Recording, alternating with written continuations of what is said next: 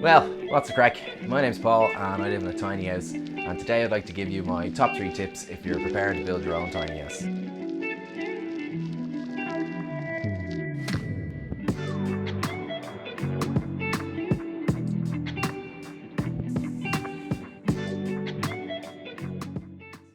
First tip is to do as Marshall Jefferson said, move your body. Construction can be really demanding physically, and the stronger you are, the fitter you are, and the more mobility that you have, the easier the labour side of it is going to go for you. You don't need to be some kind of jack gym freak to build your own gaff, but if you go from never having lifted heavy things to all of a sudden lifting heavy shit all day, every day, it's going to suck. You're going to get tired way quicker than you planned. You're probably going to burn out more quickly, and it's just not going to be a good time for you. Do some cardio. I'd say this is even more important than lifting heavy things. It's going to affect your mood, it's going to affect your energy levels, which is really important when you're doing a self-build, and it's going to help you recover from the lifting of heavy things. So I'd recommend you find something you enjoy doing that gets your heart racing, whether it be cycling, swimming, dancing, surfing, whatever really. 3 times 20 minutes a week, that's all you really need to be doing. If you can do more, great. If you can only do less, also great. Just do what works for you. Do some yoga. If there's one thing you take from this video above all else, it should be to go away and do some yoga. It'll give you a bit of strength, it'll give you a bit of mobility and fitness too, so it's a really good all-rounder.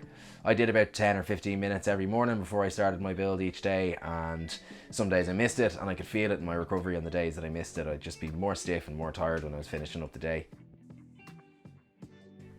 There were a number of extremely hairy moments when I was building my gaff where I was doing something universally stupid that I absolutely shouldn't have been doing, but sure, look, basically, had I not been doing the odd bit of yoga here and there for years, I would not have been able to maneuver myself out of those extremely hairy situations. So although the takeaway should be to go away and do some yoga, the takeaway should really be don't be doing stupid, dangerous shit.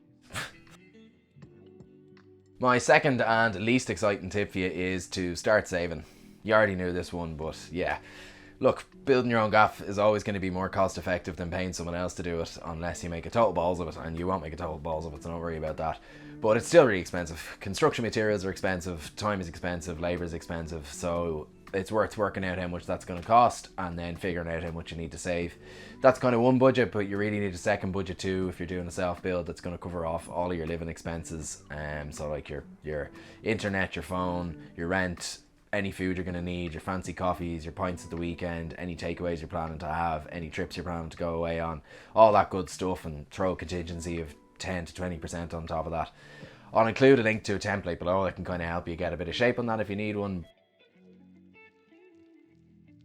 Speaking of food, my next tip, which is much more exciting, is to just eat all the food, or to make it less exciting, it would be to prepare loads of food in advance.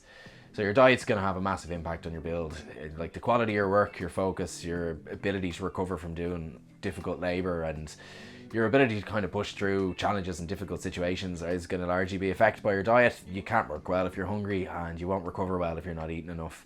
It's somewhere I really fucked up during my build, to be honest. I was surviving on a diet of basically like whole wheat pasta and raw vegetables, which is as grim as anything, but it also just isn't, like, there's no protein in that diet basically. So by the end of my build I was broken. I was just incredibly tired and no crack to be around basically. So the next time around I will definitely be coming at the project with the freezer full of healthy meals. I'll include a link to 3 kind of go-to recipes that are kind of healthy, cost-effective and nutrient-dense. So I'll throw down the gauntlet there as well and say if anybody else has any cheap and quick and easy and healthy meals to whack them in the comments below. Everybody would appreciate that, I'm sure. If you want any more detail on any of the points I've discussed, you can find them on my website, and if you're interested in more tips like this or some more insight into how I built my house, do please sign up to my mailing list and click like and subscribe to this video. And if you have any questions or comments, or you just want to hurl abuse, the usual crack, you can give me an email at heywhatsup@smallchange.ie. Thanks so much, and I'll catch you next time. Good luck.